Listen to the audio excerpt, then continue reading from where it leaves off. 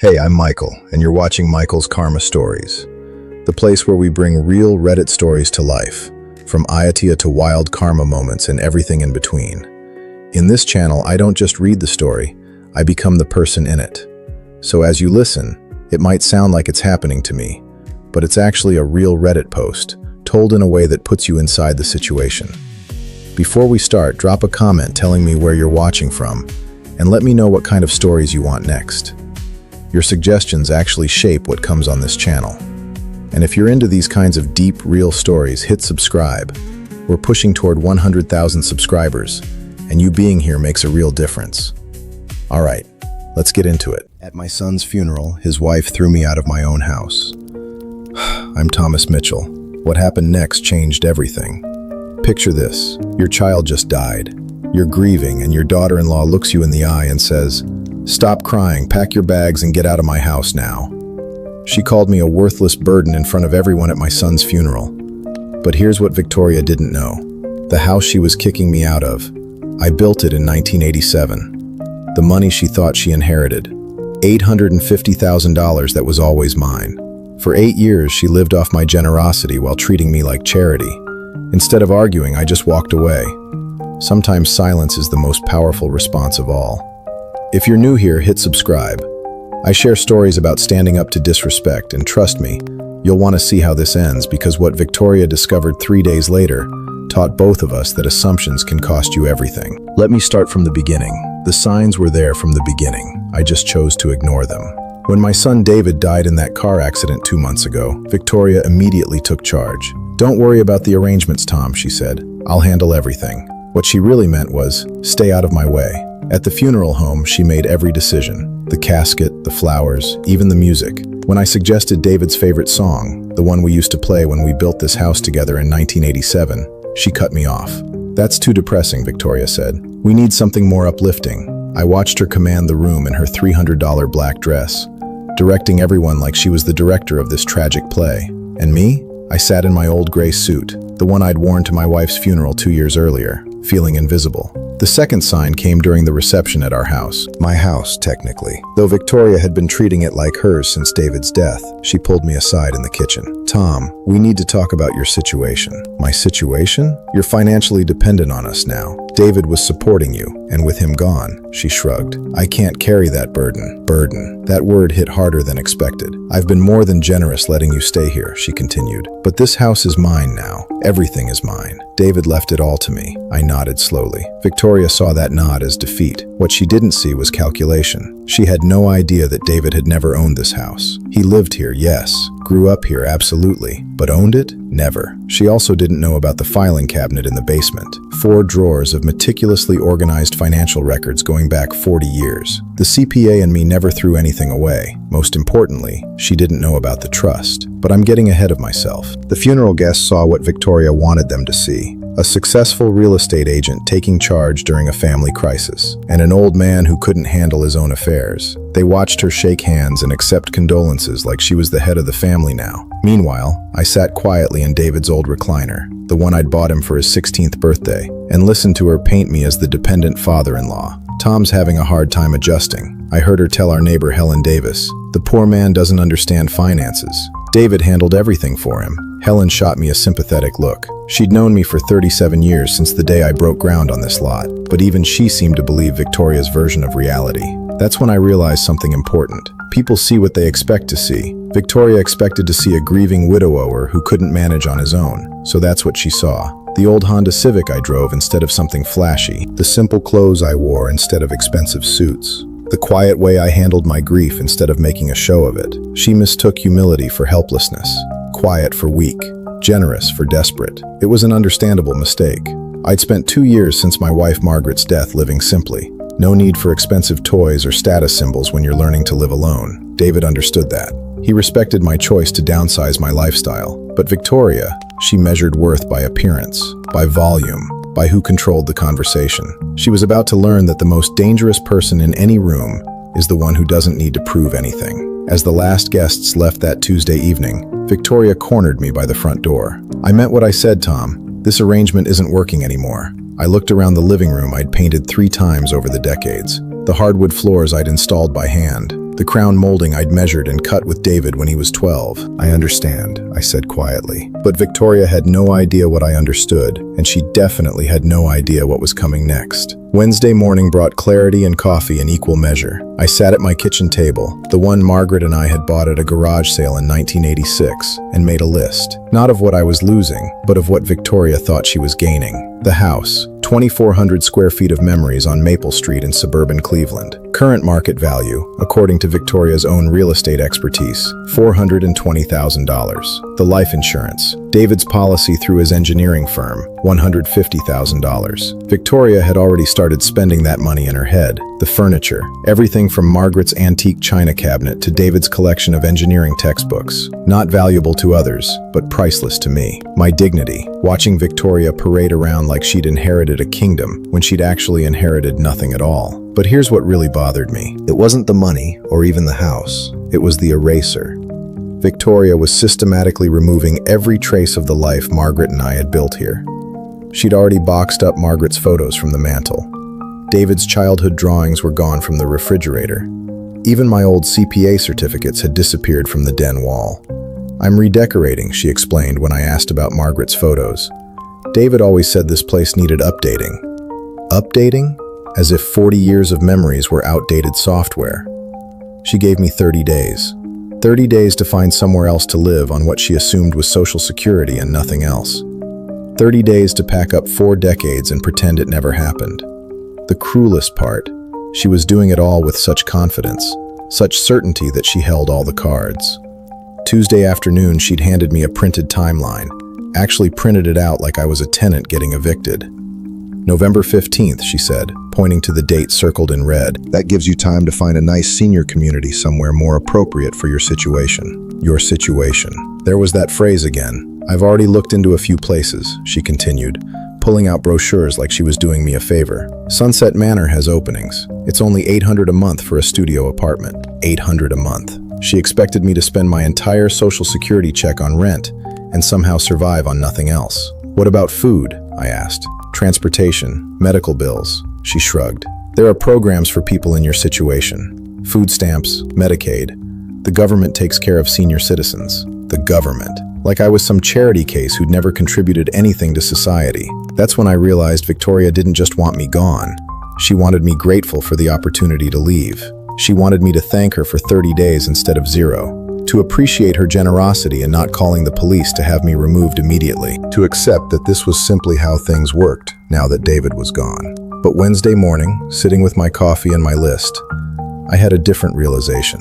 Victoria had made one critical assumption, that David owned everything she was claiming. She'd been married to him for 8 years. She'd lived in this house for 8 years.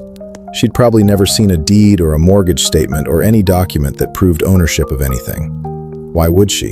David handled the finances just like his mother and I had taught him. The man takes care of the money.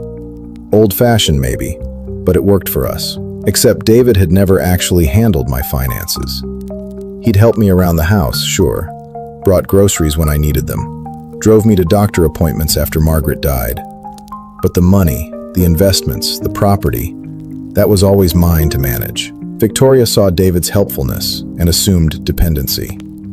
She saw my gratitude and assumed obligation. She saw 2 years of quiet grief and assumed defeat. If I said nothing, if I just packed my bags and shuffled off to Sunset Manor like a good little senior citizen, what message would that send? That bullies win, that volume beats truth, that if you're loud enough and confident enough, you can rewrite history and steal someone's life, that respect is optional when you're dealing with old people, that my 40 years of marriage to Margaret meant nothing, that the house we built together was just bricks and wood, that the son we raised here could be forgotten as easily as photos removed from a mantle. The stakes weren't just financial, they were existential. But I had something Victoria didn't know about, something that would change everything. I just needed to find the right moment to use it, and that moment was coming sooner than she thought. Thursday morning, Victoria let herself into my house with David's key. I was having breakfast when I heard the front door open. No knock, no good morning. She walked in like she owned the place, which in her mind she did.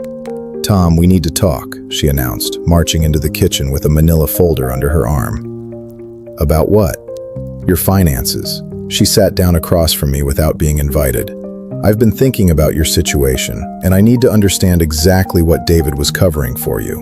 I took a sip of coffee, such as the utilities, the property taxes, the insurance. She opened her folder and pulled out a legal pad covered in her handwriting. David never told me the exact amounts, but I need to know so I can budget properly. Budget for what? For taking over those payments, obviously. She looked at me like I was slow. Until you move out, I'll have to cover everything David was covering for you. I sat down my coffee cup. And what exactly do you think David was covering? Everything. The mortgage, the taxes, the electric bill. You're on a fixed income, Tom. Social Security doesn't stretch that far. Is that what David told you? Victoria's pen stopped moving. What do you mean?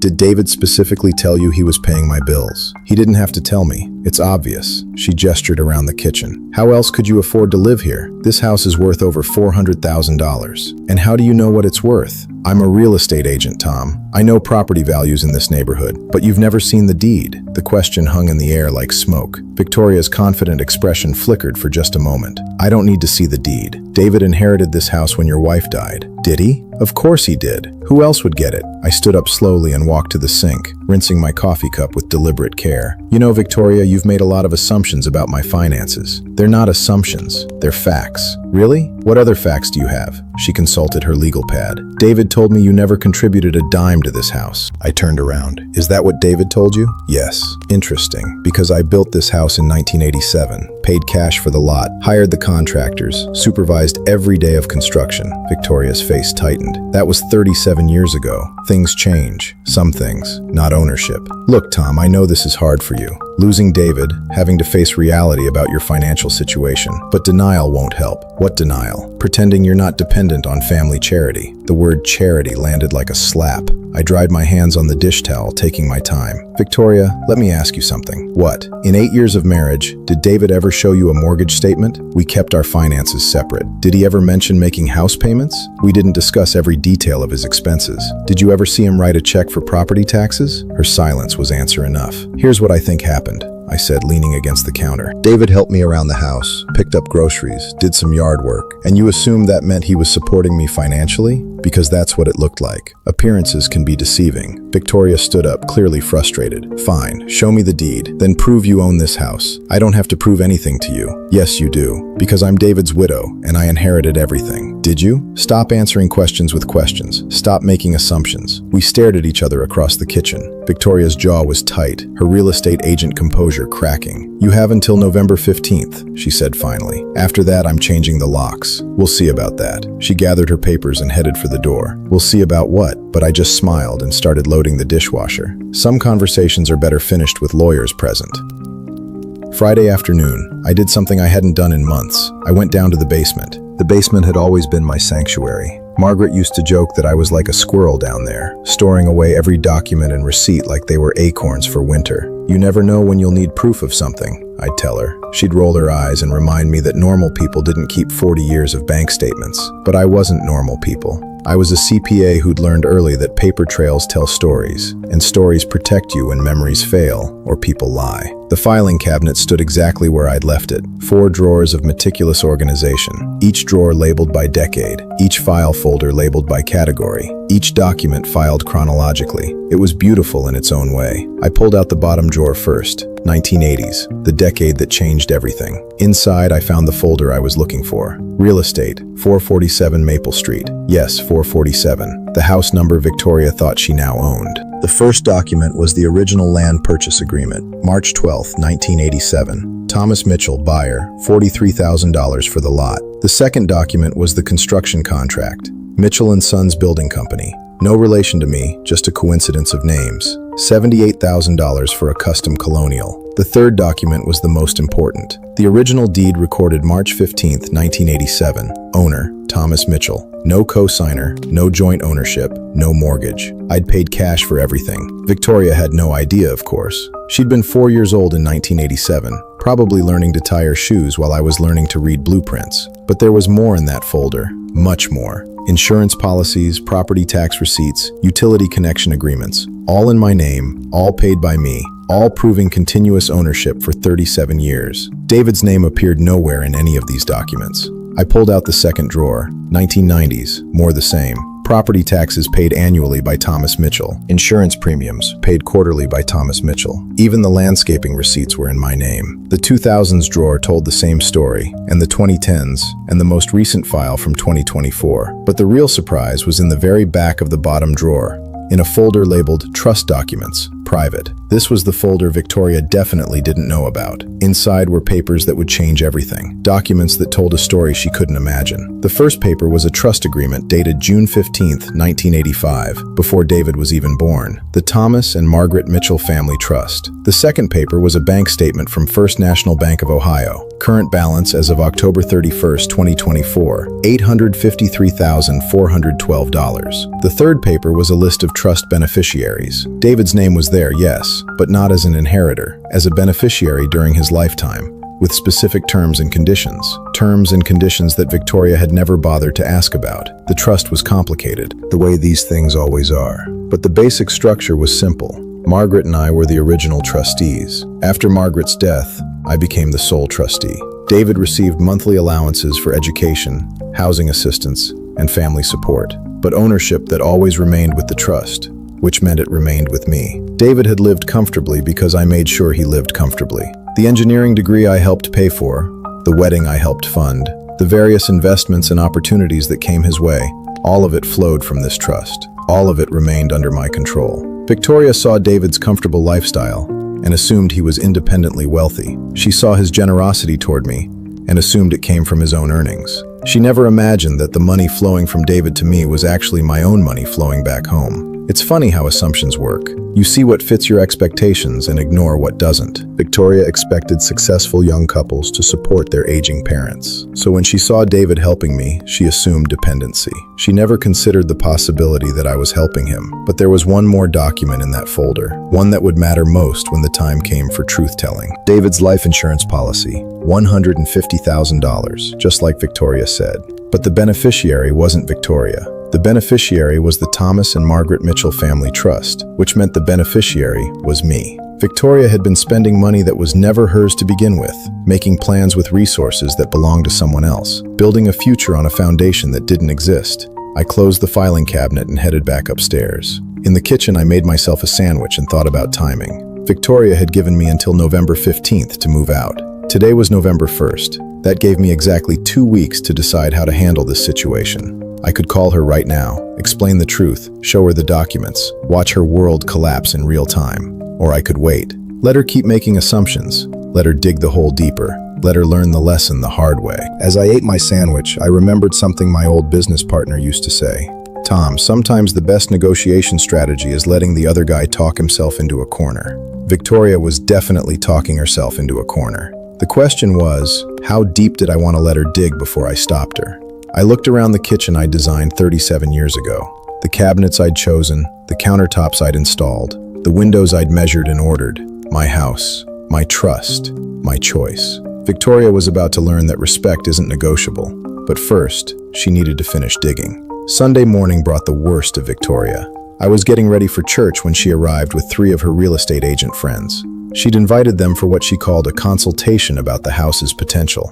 I heard them before I saw them. Victoria's voice carrying through the front door. This place has incredible bones, but the decor is so outdated. Classic old person style, you know? They walk through my house like it was already theirs.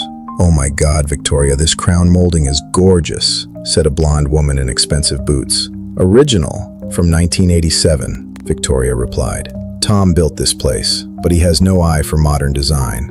Look at this wallpaper and that furniture. It's like a museum. I stood at the top of the stairs, listening to them catalog my life's work like it was a garage sale. The bones are definitely there, said another woman, but you'll need to gut the kitchen. Those cabinets are so 80s. Already planning on it, Victoria said. Tom will be moving to a senior community soon, so I'll have full control over renovations. Full control over my kitchen, the one Margaret and I had planned together for 6 months.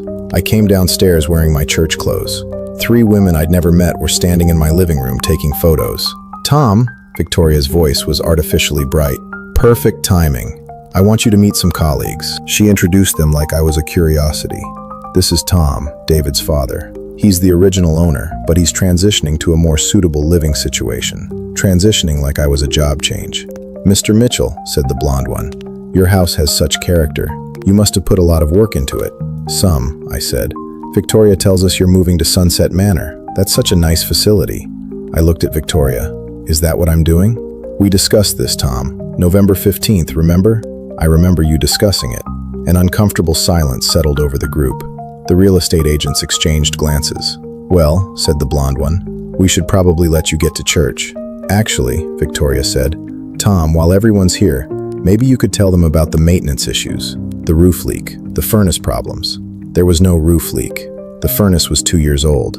I'm not aware of any maintenance issues, I said carefully. Tom, you know the upstairs bathroom faucet drips and the basement gets damp in the spring. The faucet needs a 50-cent washer. The basement has been dry for 20 years. Victoria's smile tightened. Tom's very attached to this place. Sometimes he doesn't see problems that are obvious to others. Problems like what? I asked. Like the fact that you can't afford to maintain a house this size anymore. The room went quiet. Even the real estate agents looked uncomfortable. Can't afford it? I asked. Tom, we've been through this. Your Social Security barely covers basic living expenses. And you know this how? Because I'm not blind. You drive a 15-year-old Honda. You shop with coupons. You haven't updated anything in this house since the Clinton administration. One of the agents cleared her throat. Maybe we should reschedule this tour. No, it's fine, Victoria said. Tom understands this situation. He's had 2 years to adjust to reality since Margaret died. What reality is that? I asked. That you're a 70-year-old man on a fixed income who can't handle a 2,400-foot house anymore.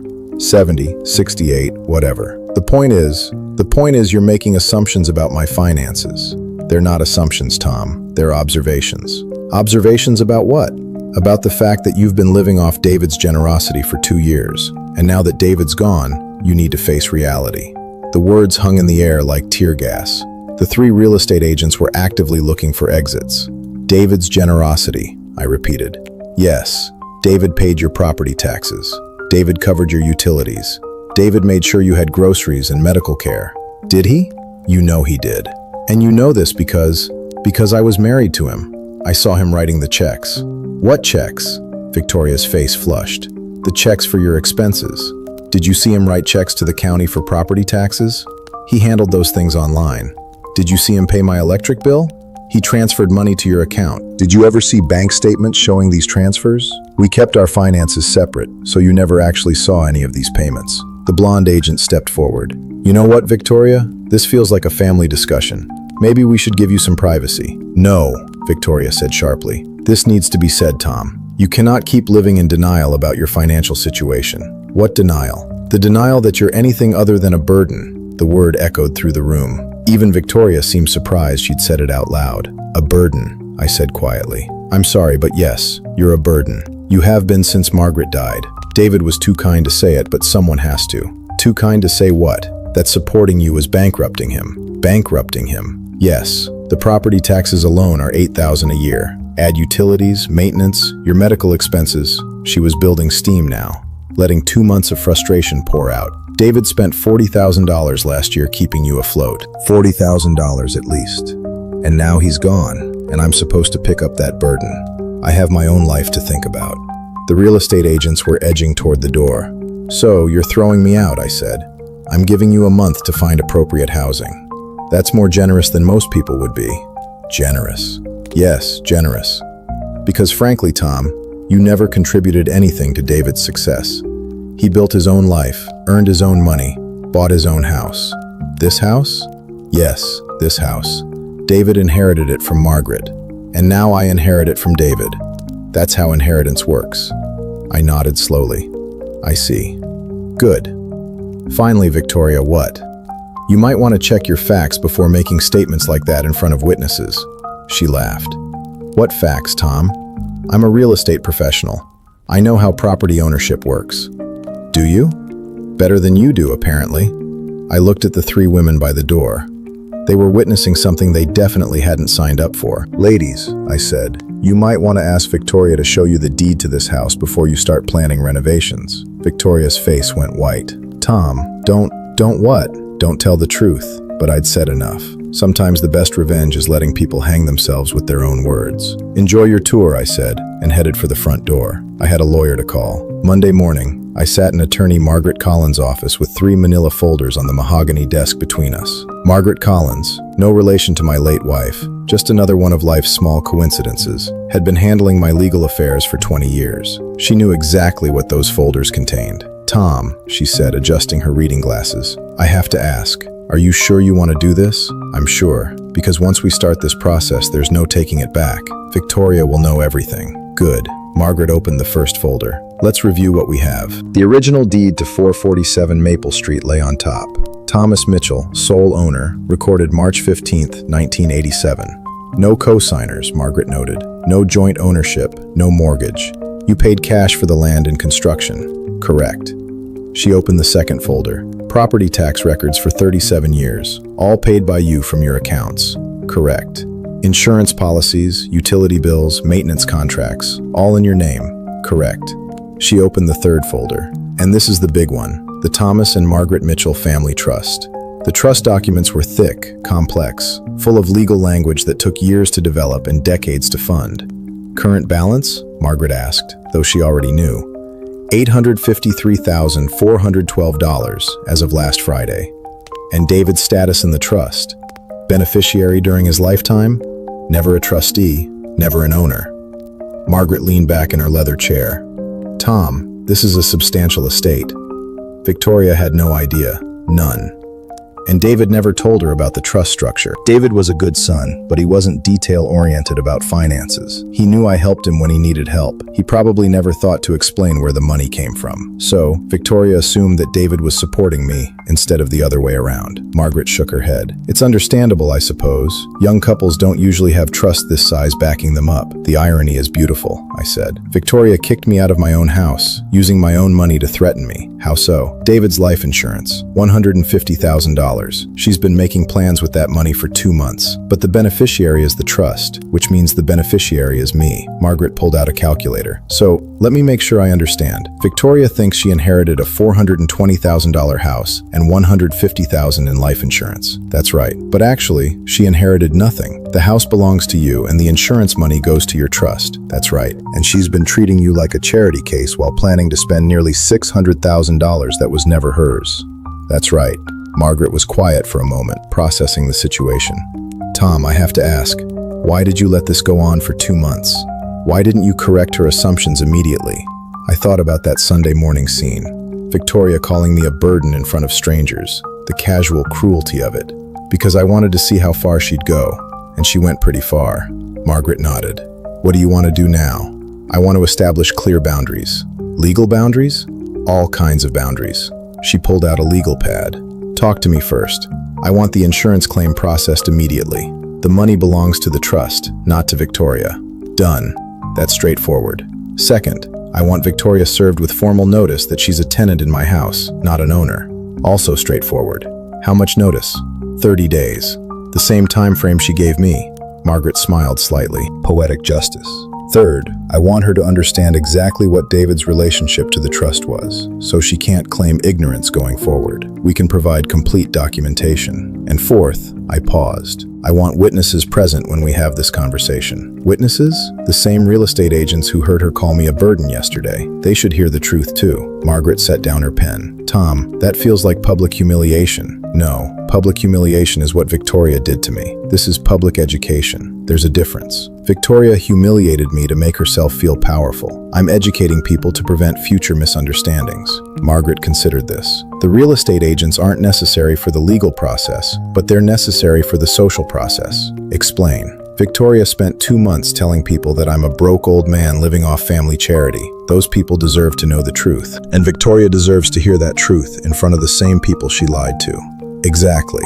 Margaret made notes on her legal pad. "When do you want to do this?" "Tomorrow. Give Victoria 24 hours to enjoy her assumptions. And if she refuses to meet, then we serve the papers without explanation and let her figure it out." Margaret pulled out her calendar. "I can have everything ready by 10 a.m. tomorrow." "Perfect. Where do you want to meet?" "Victoria's real estate office, where her colleagues can see what respect looks like." Margaret looked up from her calendar. "Tom, I've been practicing law for 30 years. I've seen a lot of family disputes. This isn't about the money, is it?" "No, it's about the disrespect. It's about boundaries. Victoria needs to learn that you can't treat people badly just because you think they're powerless. And if she'd been respectful from the beginning, then we'd be having a different conversation. I would have explained the situation privately and helped her transition to independence. But she wasn't respectful. She was cruel. There's a difference between grief and cruelty. Margaret closed the folders. I'll make the calls this afternoon. Thank you, Tom. Yes. For what it's worth, I think David would be proud of how you're handling this. I stood up and shook her hand. David taught me something important. What's that? That quiet strength beats loud ignorance every time. He was a smart boy. He learned from the best teacher. Margaret? No. Life. Life taught him that respect is earned, not inherited. As I left the law office, I thought about Victoria's timeline. She'd given me until November 15th to move out. Tomorrow was November 5th. She was about to learn that some deadlines cut both ways, and some assumptions cost more than you can afford to pay. The quiet man was about to speak up, and when quiet men finally speak, smart people listen. Victoria was about to find out exactly how smart she really was. Tuesday morning at 10 a.m., Margaret Collins and I walked into Premier Really on Main Street. Victoria was at her desk showing house photos to a young couple. She looked up when we entered, and her face went from professional smile to confusion to something approaching alarm. Tom, what are you doing here? We need to talk, I said calmly, privately. The young couple looked between us, sensing tension. I'm with clients, Victoria said, her real estate agent composure kicking in. Can this wait? No, Margaret Collins said, stepping forward. I'm Margaret Collins, attorney at law. We need to discuss some urgent legal matters regarding your late husband's estate. The words attorney and legal matters had an immediate effect. The young couple exchanged glances. Maybe we should reschedule, the husband said. No, that's fine, Victoria said quickly. Tom, can you just wait in the conference room? I'll be right there. Actually, Margaret said, I think your colleagues should hear this too. Victoria's face went pale. My colleagues? The three ladies from Sunday. I believe they're planning renovations based on some assumptions that need to be corrected. Around the office, conversations slowed. Other agents pretended to work while clearly listening. Tom, what is this about? Victoria's voice had an edge now. It's about the house, I said simply. We already discussed the house. No, you discussed the house. I listened. Victoria's client couple was backing toward the door. We'll definitely call to reschedule, the wife said. Wait, Victoria called after them, but they were already gone. The blonde agent from Sunday, Jessica, I think her name was, approached cautiously. Victoria, is everything okay?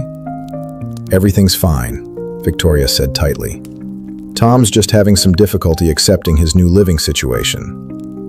Actually, Margaret said, opening her briefcase, Tom's having difficulty accepting his old living situation. What does that mean? Margaret pulled out the first folder. It means we need to clarify some misconceptions about property ownership. There are no misconceptions, Victoria said. I inherited David's house. What house is that? Margaret asked. 447 Maple Street. And you have documentation of this inheritance? David's will? David's will left his personal property to you? Yes. His car, his clothing, his personal effects, and his house. David didn't own a house. The words dropped into the office like stones into still water. Every conversation stopped. What do you mean he didn't own a house? Victoria asked. Margaret opened the folder and pulled out the deed. 47 Maple Street is owned by Thomas Mitchell. Purchased March 15, 1987. No co-signers, no joint ownership, no mortgage. That's impossible. Here's the deed. Victoria snatched the paper and read it. Her face went from pale to white. This has to be wrong, she said. David inherited this house when Margaret died. Margaret Mitchell owned no property. Margaret Collins said everything was purchased by Thomas Mitchell before their marriage. But David lived there his whole life as Tom's son in Tom's house. Jessica and the other agents were drawing closer now,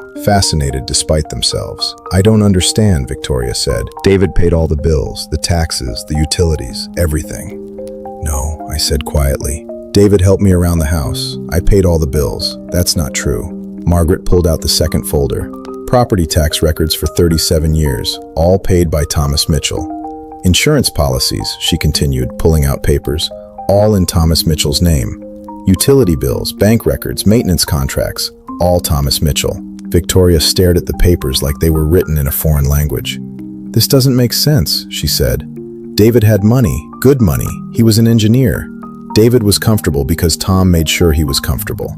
Margaret said, what does that mean? Margaret pulled out the third folder. The Thomas and Margaret Mitchell Family Trust. Current balance, $853,412. The office was completely silent now. David was a beneficiary of the trust during his lifetime, Margaret continued. Tom provided financial support for David's education, his wedding, his various needs. You're saying Tom was supporting David? I'm saying Tom was supporting his son from his own resources. Victoria sank into her desk chair. But David told me he was helping Tom financially. David was helping Tom practically. Groceries, rides to appointments, yard work. Tom was helping David financially. The life insurance, Victoria said suddenly. David's life insurance. That's mine. Margaret pulled out another paper.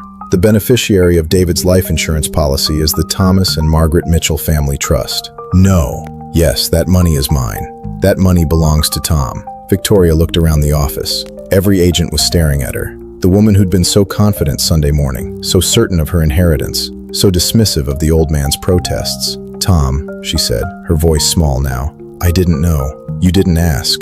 You could have told me. You could have asked respectfully. Margaret closed the folders. Victoria, you have 30 days to find alternative housing arrangements. 30 days? The same timeline you gave Tom. But where will I go? That's not Tom's concern anymore. Margaret said, you're a capable adult with a career. I'm sure you'll figure something out. Victoria looked at me with something I'd never seen from her before. Respect. Tom, I'm sorry. I made assumptions. Yes, you did. Can we work something out? Some kind of arrangement? I considered the question around us. The real estate office was perfectly quiet. Victoria, respect isn't negotiable. It never was. I understand that now. Do you? Yes. Good. That's the first step toward earning it back. Margaret and I headed for the door. Tom, Victoria called after me. What happens now? I turned back. Now you learn what I've always known. What's that? That quiet people aren't weak people. We're just selective about when we use our voices. And with that, we left. The silence behind us spoke volumes. By Thursday morning, the entire story had spread through Cleveland's suburban real estate community like wildfire. I knew this because Helen Davis, my neighbor for 37 years, brought me coffee and the latest gossip. Tom, you should have seen Victoria at the grocery store yesterday, Helen said, settling into Margaret's old chair at my kitchen table. She looked like she'd seen a ghost. How so? Well, for starters, she was shopping in the clearance section. Victoria, who never bought anything that wasn't name brand. Helen stirred her coffee thoughtfully, and she was alone. Usually she's got those real estate friends of hers trailing behind like she's some kind of celebrity. Maybe they were busy, or maybe they're keeping their distance now that the truth is out. Helen had always been perceptive about social dynamics. What truth is that? I asked, though I already knew. That she spent 2 months treating you like a charity case while planning to spend money that was never hers. Helen shook her head. People are talking, Tom, and not in a good way for Victoria. What are they saying? That she showed poor judgment? That she made assumptions about finances without doing her homework? And in real estate, homework matters. Exactly. Her broker called her in for a meeting yesterday afternoon. This was news to me. How do you know that? Because my sister's daughter works at Premier Really. She said the whole office was buzzing about what happened Tuesday morning. Helen leaned forward conspiratorially. Apparently 3 different clients have already asked to be transferred to other agents. Why? Because if Victoria can't figure out who owns a house she's been living in for 8 years, how can she be trusted with their real estate transactions? I hadn't considered that angle, but it made sense. Real estate was built on trust and competence. Victoria had publicly demonstrated a lack of both.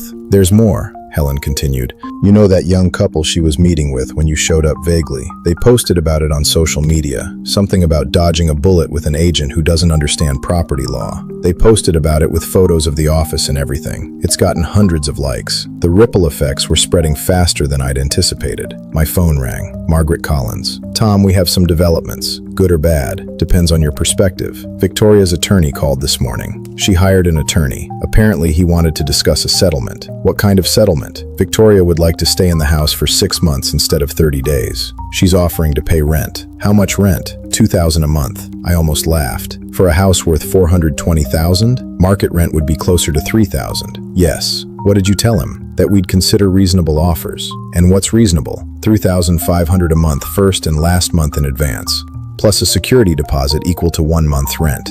So $10,500 up front, correct? If she wants to stay, she pays market rate like any other tenant. Can she afford that? That's not our problem. But her attorney seemed to think it might be challenging given her current circumstances. After I hung up, Helen was studying my face. Victoria wants to stay? She asked. She wants to pay below market rent to stay. And you said? I said she can pay market rent like anyone else. Helen nodded approvingly. Fair is fair. Friday afternoon brought another visitor, David's old college friend, Mike Thompson. Tom, I owe you an apology, he said at my front door. For what? For believing Victoria's version of things. She told everyone that David was supporting you financially. And you believed her? I did, and I'm sorry. I should have known better. Mike shifted uncomfortably. The thing is, David always talked about how proud he was of your success, how you'd built this house, how you'd managed your investments, how you'd taught him about financial responsibility. So why did you believe Victoria? Because it fit what I expected to see. Old man, dead wife, grown son helping out. It seemed natural. Assumptions again. Yeah, and I'm not the only one. A lot of David's friends made the same assumption. And now we're all feeling pretty stupid, and we're wondering what else Victoria might have misrepresented about David. That was an interesting development. Victoria's credibility was collapsing across multiple social circles. Saturday morning, Margaret Collins called with the final update. Victoria's attorney called back. She said she can't afford the rent, so she's moving out. She's moving out, but there's something else. What? She's also leaving Premier Reali voluntarily. Let's call it mutually agreed upon. So Victoria was losing her house and her job in the same week. Tom, I have to ask, do you feel bad about any of this? I looked around my kitchen, the one Margaret and I had designed together, the one Victoria had planned to gut and renovate. Margaret, Victoria made choices. She chose to be cruel instead of kind. She chose assumptions instead of questions. She chose to humiliate me in front of strangers. And now she's facing consequences, natural consequences. I didn't fire her from her job. Her clients did that by requesting other agents because they lost confidence in her judgment. Exactly. This isn't revenge, this is accountability. And Victoria is learning that actions have consequences. It's a lesson she should have learned years ago. Sunday morning I sat in church thinking about forgiveness and boundaries. They weren't opposite things. I realized they were complementary. I could forgive Victoria for her assumptions and still maintain boundaries about respect. I could forgive her cruelty and still expect her to face the natural consequences of her choices. Forgiveness didn't mean pretending nothing had happened. It meant accepting what had happened and moving forward with wisdom. Victoria was moving out next weekend, and I was moving forward with a new understanding of my own quiet power. Sometimes the best lesson you can teach someone is to let them teach themselves. 3 weeks later, I sat in my living room reading the Sunday paper when the doorbell rang. Victoria stood on my porch with a moving box in her hands. Hi, Tom. Victoria, I found some things that belong to you. Photo albums from when David was little. Some of Margaret's recipe cards. I opened the door wider. Come in. She set the box on the coffee table and looked around the room she'd planned to renovate. It looks the same, she said. Why would it look different? I don't know. Oh, I guess I thought you might change things after everything.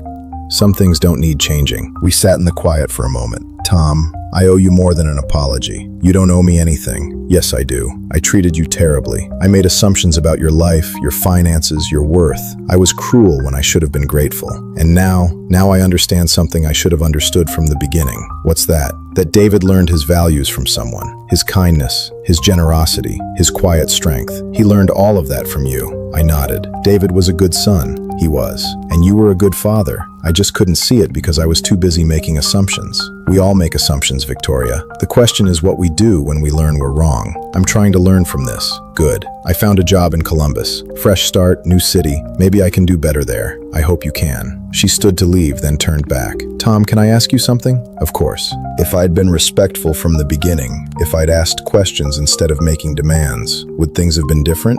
I thought about that. Probably. I would have helped you transition to independence, given you time to find your feet. We might have found a way to honor David's memory together, instead of fighting over it. Instead of fighting over it? Victoria picked up her purse. I guess respect really isn't negotiable, is it? No, it's not. Thank you for teaching me that. After she left, I opened the box. She'd brought David's baby pictures, Margaret's handwritten recipes, small treasures that had somehow ended up in the wrong hands. I thought about the past 3 months, the funeral, the confrontation, the legal resolution, the natural consequences. Victoria had learned an expensive lesson about assumptions and respect, but I'd learned something too. I'd learned that quiet strength doesn't mean silent acceptance of disrespect. I'd learned that boundaries aren't walls, they're guidelines for healthy relationships. Most importantly, I'd learned that sometimes the most powerful thing you can do is simply tell the truth and let people deal with the consequences of their own choices. David would have been proud of that lesson. Margaret would have approved of the quiet way I'd handled it. And me, I was at peace. If you're watching this and you've ever been underestimated because of your age, your quiet nature, or your humble lifestyle, Let me know in the comments. Have you ever had to remind someone that respect isn't inherited, it's earned? Sometimes the best response to disrespect is simply proving them wrong. And sometimes the most powerful people in the room are the ones who don't need to prove anything at all. Until next time, remember, quiet doesn't mean weak. It just means selective.